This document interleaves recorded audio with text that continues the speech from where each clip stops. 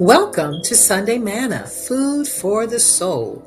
Today's message is entitled, God Still Works Miracles. Our key scripture is Jeremiah chapter 32, verse 27.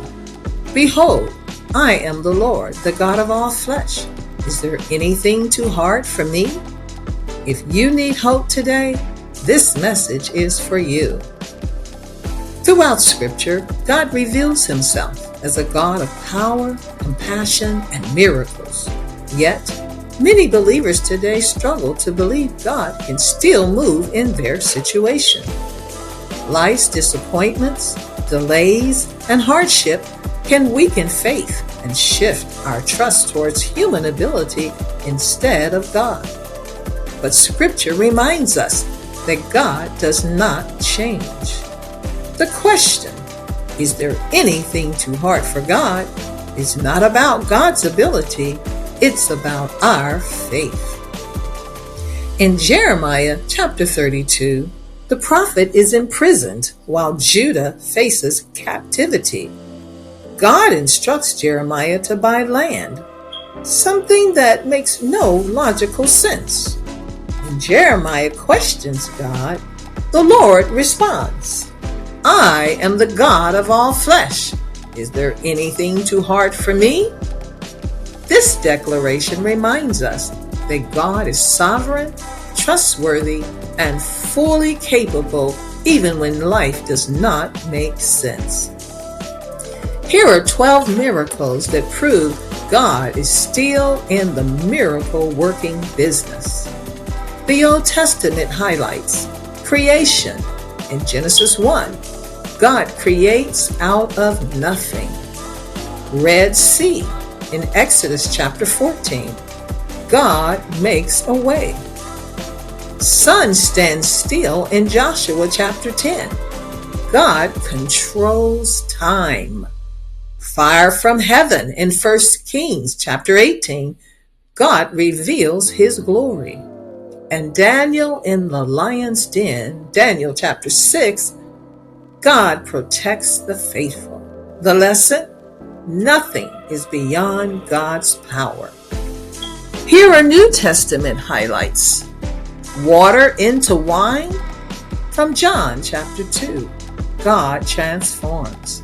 Feeding the 5,000 in Matthew 14, God multiplies.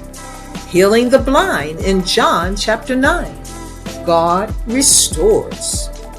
Raising Lazarus in John 11, God brings life. And the resurrection of Jesus in Matthew 28, victory over death. And that same resurrection power lives in every believer today.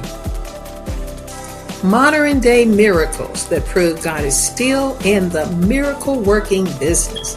These are two of my personal testimonies that I would like to share with you today. Number one was the healing that took place during corporate prayer at a church service.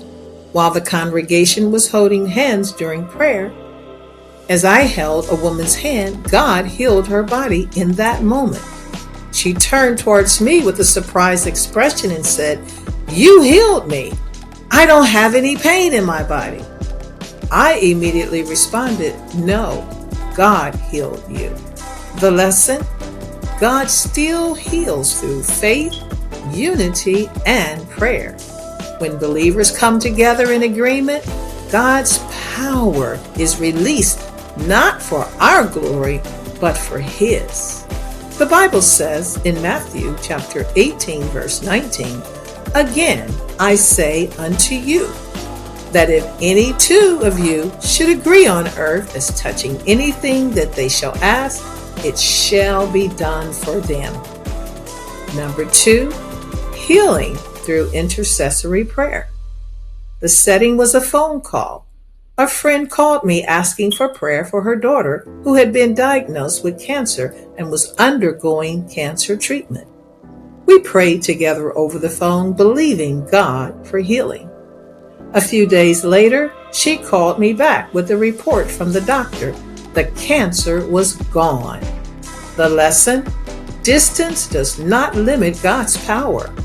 God honors faith-filled intercession, and his healing reaches beyond walls, miles, and medical reports.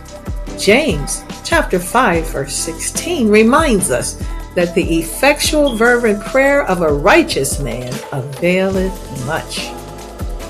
These testimonies remind us that God is still Jehovah Rapha, the Lord who heals. Miracles don't depend on a platform, title, or touch. God responds to faith, prayer, and obedience. Healing points people back to God, not to people.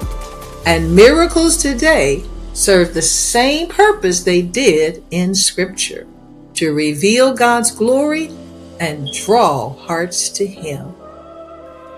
Why we may not see miracles? Number 1, unbelief and doubt. Number 2, dependence on human ability. 3, lack of prayer. 4, sin and disobedience. And 5, comfort and complacency. God moves where there is faith, prayer, and obedience.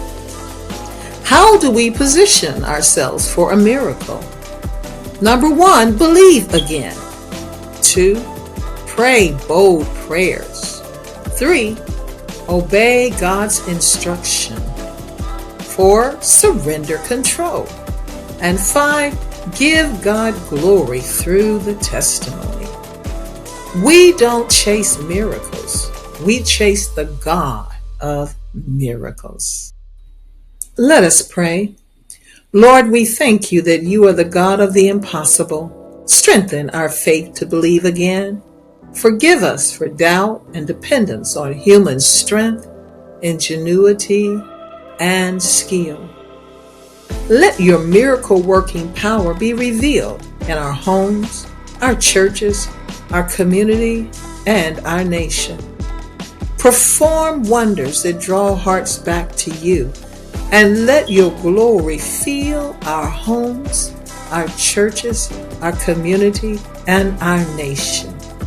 Lord, we welcome your glory, your power, and your miracles. Thank you for this word. We receive it, and we are giving you the glory for all that you've done, Father, all the miracles that you have wrought in our lives. And we look forward to greater things. In Jesus' name, amen.